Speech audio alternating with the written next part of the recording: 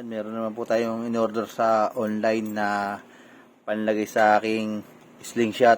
Kasi po isang panlagay ko sa slingshot ko po nasira na po. Oh. Natanggal po yung tornilyo kasi kinalawang na po siya. Kinalawang na.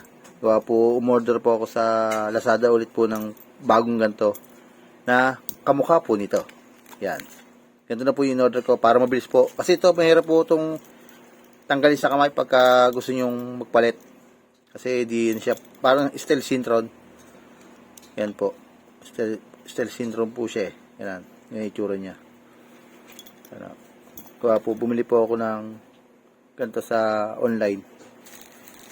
Dalawa na po yung in-order ko para marami ako stock. Ano. Para may stock na ako. Ikakabit ko po siya. Yan. Ito po yung lalagay po yun dito para may kabit to. Para ano,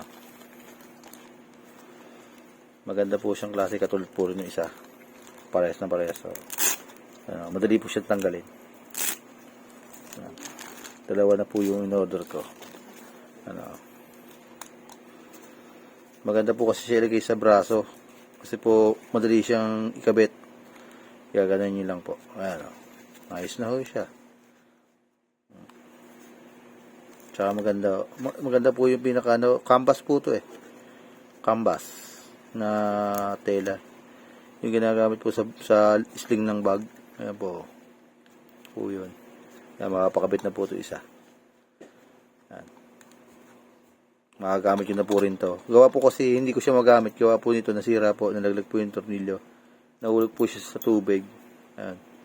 Gawa po bumili po akong bago. Ayan po, ito na po. Magagamit yun na. Ilalagay ko na po siya dyan.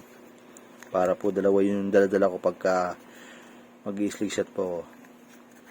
Ito muna po gagamitin ko para po makita yung paggamit ko nitong slingshot. Hindi muna po ako mag-air gun. Slingshot muna po gagamitin ko.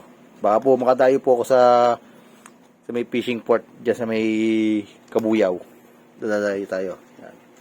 Subukan natin mag-slingshot. Ayan po, paano po ito? Hanggang dito lang po yung video ko. Pinakita ko lang po yung aking bagong in-order sa online. Sige po. Salamat po. Ingat po. God bless.